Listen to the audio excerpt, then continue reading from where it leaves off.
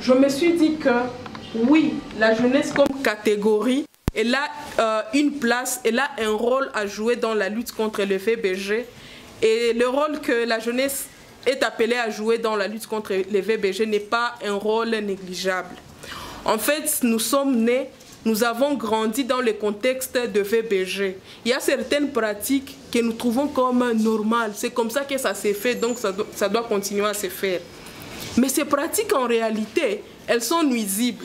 Donc, étant donné que nous vivons dans ces pratiques, dans ces contextes, je me suis dit que nous avons un rôle à jouer pour amener au changement. Et comme premier rôle, c'est d'abord s'éduquer, s'informer. Nous vivons, on trouve que les pratiques, elles ont existé, elles existent toujours. On ne sait pas que c'est de la violation des droits humains. Pour donc commencer à jouer notre rôle, nous devons d'abord identifier quels sont les VBG et trouver l'information pour nous-mêmes et pour ces informations que nous allons trouver pour nous-mêmes vont nous aider à aller vers les autres. Donc, après avoir fait le premier rôle, celui de nous éduquer, nous pouvons maintenant passer à un deuxième rôle qui est celui de sensibiliser les autres jeunes et de sensibiliser également l'ensemble de toute la communauté. Nous pouvons nous dire, nous comme jeunes, comment est-ce que nous allons nous éduquer? Où est-ce que nous allons trouver l'information? Aujourd'hui, nous sommes dans le monde du numérique, c'est ça. Presque tout le monde a un téléphone portable. Presque tout le monde peut se trouver les mégas de 500 francs. Et avec les mégas de 500 francs, on peut télécharger 2 documents, par exemple. Et ces documents contiennent de l'information qui nous informe et qui nous éduque, entre guillemets, à la lutte contre les VBG. Nous pouvons également avoir de l'information, nous éduquer dans des espaces pareils. C'est pour moi une occasion de dire merci aux organisateurs ou aux responsables de cette organisation qui font ces carrefours, ces échanges, qui sont je dirais, des occasions d'apprentissage et des occasions d'échange d'expériences. En tout cas, merci beaucoup pour cette initiative qui amène les aînés, ceux qui ont de l'expérience, à partager leur petite expérience avec les plus jeunes. Donc c'est une occasion d'apprentissage à laquelle je vous convie vivement à prendre part parce que vous avez de la chance à apprendre ou à échanger sur des thématiques et apprendre des informations que vous n'aviez pas. Par rapport au deuxième rôle qui est le rôle de la sensibilisation, c'est également le rôle que nous sommes en train de faire ici. C'est une sorte de sensibilisation à la lutte contre les VBG pour être plus précise. Je me suis dit que le jeune, c'est une catégorie sociale, active, qui a de la capacité, qui a la facilité d'apprendre et de comprendre. Contrairement à nos grands-parents, auxquels on disait la femme ne doit pas consommer l'œuf. Et tout le monde disait oui. Mais nous, comme jeunes, on s'est dit, on a toujours cette tendance à dire pourquoi. Derrière chaque mythe, je ne sais pas si je dois dire ça, nous avons toujours cette tendance à dire pourquoi. Et qui pose la question du pourquoi, donc veut aller plus, veut, je veux dire, élargir son savoir. Donc nous avons cette possibilité d'acquérir des connaissances nouvelles et qui nous permettent plutôt de déconstruire les mythes ou les réalités ou les choses que nous considérions comme normales. Donc dans le rôle de la sensibilisation de nous comme jeunes, ça peut nous permettre non seulement à passer l'information aux autres jeunes, mais aussi à permettre à ces jeunes de déconstruire les mythes, je veux dire, les mythes sur lesquels notre société a été fondée, surtout en matière de lutte contre les VBG. Et comme troisième rôle, je me suis dit que les jeunes, dans la lutte contre les VBG, une participation politique peut permettre aux jeunes à lutter contre les VBG. Participation politique comment? Lorsque les jeunes sont actifs dans la politique, c'est au sein de la politique où s'élaborent les lois par le pouvoir législatif. On peut faire également de la politique, je dirais, de manière passive. Nous sommes une organisation des jeunes. Nous connaissons mieux, je vais dire, mieux les problèmes des jeunes que quiconque. Et donc, l'initiative d'une loi, l'initiative d'un changement au niveau législatif peut venir de cette organisation, n'est-ce pas? On est de la société civile, mais nous pouvons, nous pouvons faire changer les politiques au niveau des luttes contre les VBG. Donc, une participation politique peut être également un des rôles que les jeunes peuvent jouer dans la déconstruction des mythes, dans la lutte contre les VBG, dans la promotion de l'égalité des droits humains des femmes et des droits humains des hommes, parce que nous avons dit, les hommes et les garçons peuvent également être victimes des VBG. Le troisième rôle, c'est dans la promotion de l'égalité des genres. Les jeunes peuvent s'engager à promouvoir l'égalité des genres et remettre en question les stéréotypes de genre qui sont préjudiciables à je veux dire, à l'une ou l'autre catégorie des personnes. Également, les jeunes également peuvent lutter contre les VBG à travers les institutions judiciaires. Ici, je parle spécialement de la police, je parle également des auxiliaires de la justice, donc les avocats, je parle également de la police. Les jeunes, ce sont des personnes qui peuvent être recrutées ou qui peuvent s'engager au sein de la police. La police, elle a un rôle à la fois de prévention et à la fois de répression, également un rôle de sensibilisation. Lorsque les jeunes sont dans la police, ils connaissent les problèmes de la jeunesse, ils connaissent, et lorsqu'ils sont engagés dans la lutte contre les VBG, donc c'est une occasion pour eux de faire de la prévention et de faire de la répression. En fait, les aînés, dans le temps, ils ont eu cette, je dirais, cette habitude normale de, comment je vais dire, de normaliser ou de banaliser les VBG. On considérait que c'est normal pour une fille de ne pas étudier, ou si elle étudie, c'est seulement qu'elle ait la possibilité d'écrire, de savoir écrire son nom et de lire, donc c'était suffisant. Mais lorsque les jeunes eux-mêmes sont engagés au sein de la police, donc vous pouvez amener à faire changer les choses. Ainsi, au sein de la magistrature ou au sein de barreaux comme des avocats ou comme des défenseurs judiciaires. Les jeunes également peuvent être engagés dans la prise en charge, aussi bien au niveau médical, au niveau psychologique qu'au niveau judiciaire que j'ai déjà évoqué. Et aussi, ce que j'aimerais souligner beaucoup plus, c'est qu'aujourd'hui, nous avons les réseaux sociaux, comme je le disais. Les réseaux sociaux, ce sont des plateformes qui nous permettent d'atteindre plusieurs personnes en un temps record. On peut être ici en 5 minutes, on peut faire une petite publication, que ce soit sur Twitter, Facebook ou Instagram ou sur les statuts WhatsApp. Et dans moins de 5 minutes, peut-être 500 personnes pourront lire la publication.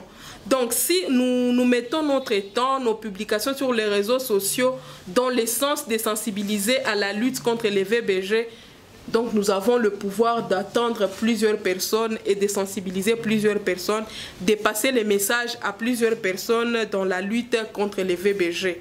Mais malheureusement, le constat, c'est que dans les réseaux sociaux, c'est nous-mêmes encore jeunes qui sommes là à participer je veux dire, à la destruction même de la société, à encourager les violences basées sur les genres. Parce qu'il suffit qu'il y ait quelqu'un qui a publié une photo de, je ne sais pas, d'une femme, et elle dit seulement cette femme, elle est prostituée, on l'a retrouvée dans tel hôtel. Seulement parce qu'elle est femme belle, nous tous, nous allons dire oui. Regardez même la façon dont elle est habillée. C'est sûr, elle est prostituée. Seulement parce qu'elle est femme, elle est belle, elle est prostituée. C'est une violence basée sur les genres. On trouve un garçon, il est publié sur les réseaux sociaux, on se dit, hey, regardez d'abord son visage, il doit être voleur. Ce sont les garçons qui sont des voleurs. C'est nous les jeunes qui faisons ça sur les réseaux sociaux, régulièrement. Donc aujourd'hui, je nous invite à prendre les choses en main, à prendre notre responsabilité en main. Notons que nous passons sur les réseaux sociaux à faire profiter à tout le monde, à plusieurs personnes qui n'ont pas les connaissances que nous avons et à lutter ensemble contre les violences basées sur les genres parce que nous avons le pouvoir de le faire et donc nous pouvons le faire. En bref, c'est le petit mot que j'avais et nous pouvons donc passer à la prochaine étape. Je ne vais pas trop rentrer sur ce que vous avez évoqué, mais vous avez plus parlé de 6 grandes catégories de VBG, notamment les violences physiques, sexuelles, émotionnelles et psychologiques, les pratiques traditionnelles nuisibles, les violences socio-économiques, les violences institutionnelles, comment tout cela contribue à la dévalorisation de la gente féminine ou de la femme ou de l'homme aussi. Comme vous venez de dire que le VBG peut être à la fois contre l'homme ou contre la femme. Et puis vous avez évoqué aussi les actions qu'il faut mener pour endiguer, pour éradiquer les VBG dans notre société, surtout en invitant les jeunes à s'auto-éduquer. L'auto-éducation qui constitue l'un des piliers moteurs pour la lutte contre les VBG.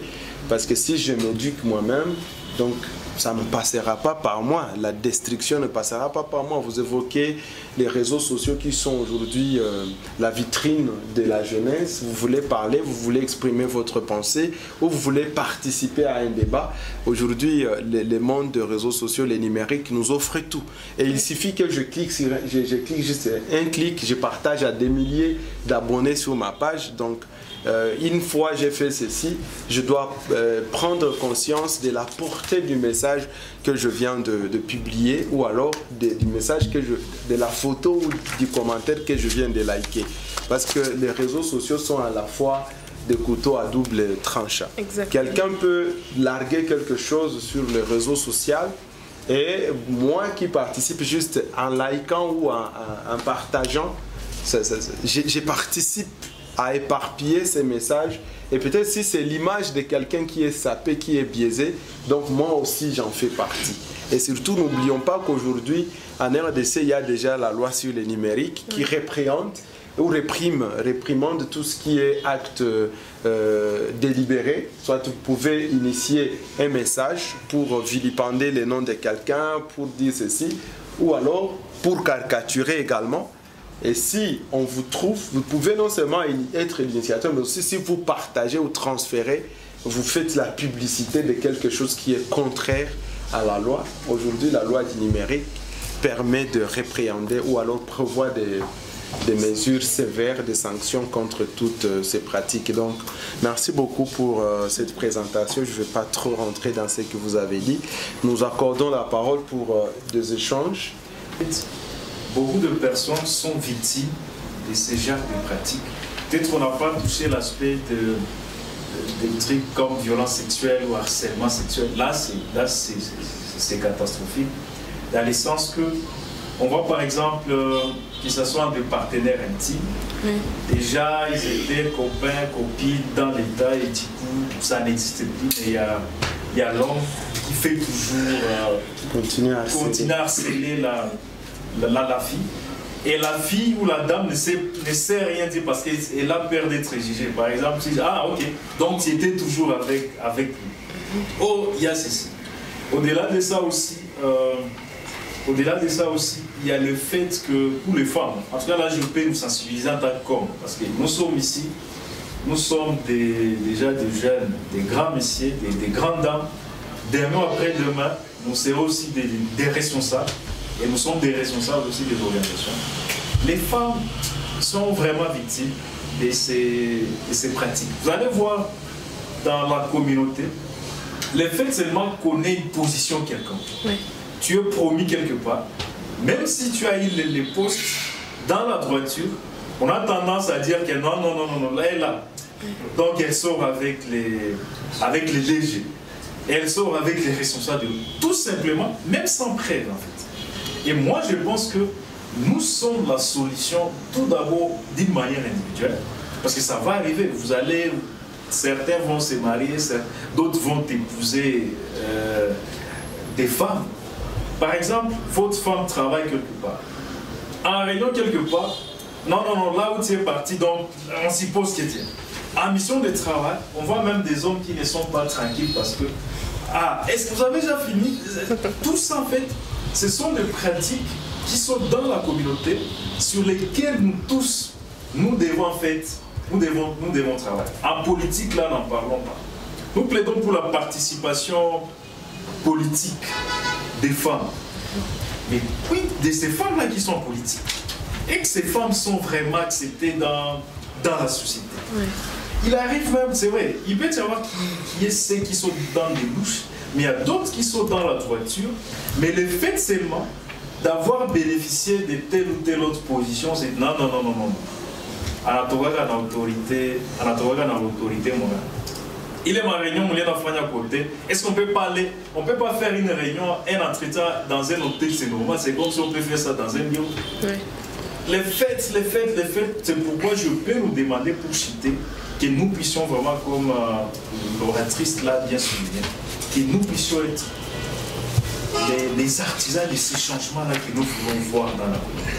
Que nous commençons déjà à changer ce part de choses et comprendre que ce soit l'homme, que ce soit la femme, tous nous jouissons le même droit et on ne peut pas permettre à ce que les droits des uns et des autres soient violés, quoi. Donc c'est juste un petit commentaire que je voulais faire. Je voulais parler par rapport à l'égalité de tout le monde. Étant donné que nous tous, nous sommes égaux devant la loi. Il y a des forces, je peux dire, d'interaction qui sont dans la population, dans la communauté. Bon, je voulais sensibiliser tout le monde de prendre comme si là où ses devoirs, ses limites, c'est là où les droits de l'autre commencent aussi. C'est un peu ce qu'il y a. Donc vous comprenez qu'il y a plusieurs rôles que nous pouvons jouer en tant que jeunes, surtout dans notre environnement immédiat. Comment est-ce que nous traitons nos sœurs?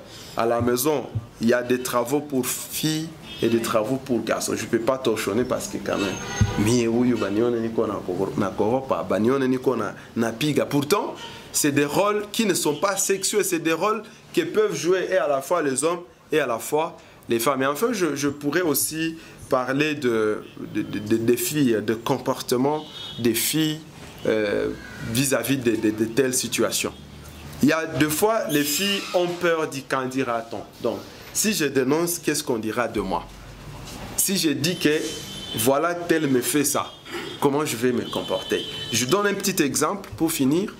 Je pense que c'était en 2015. Il y a une étudiante qui était proche de moi et qui m'avait confié comment son oncle qui payait pour elle les études l'obligeait à coucher avec elle pour qu'elle obtienne les frais académiques. Son oncle, donc les frères de sa maman. Il a parlé des sororas, les viras, tout ça, d'autres relations incestuelles. J'ai dit à la fille, mais comment? Elle m'a dit non, en tout cas, il m'oblige à les faire. Et moi, je me dis, est-ce qu'on ne peut pas mettre ton oncle-là quand même les dos au mur? Parce que ce qu'il fait là, c'est bizarre. La fille qui commence à me dire, Jean-Claude, comment on va me percevoir dans ma famille si je vais dire tout simplement que c'est tonton tel qui abuse de moi? Et on sait que c'est lui qui paie pour moi les études. Donc d'abord, on ne me croira pas. Deuxième chose, on dira que je suis devenue folle. Et si on sait que c'est ça, donc ça sera la risée de tout le monde en famille. Donc vous comprenez, il y a beaucoup de BG, mais il y a aussi le comportement, même à l'état moderne. Comment est-ce que nous, en tant que jeunes, nous réagissons quand nous sommes les victimes, mais aussi comment nous comportons aussi en bourreau contre telle ou telle autre personne. Merci. D'où l'importance de sensibiliser, d'attaquer sur plusieurs fronts, que ce soit en présentiel, que ce soit sur le numérique qui nous offre cette possibilité de le faire à des milliers de personnes. Donc en tout, pour tout et partout, sensibilisons pour passer l'information.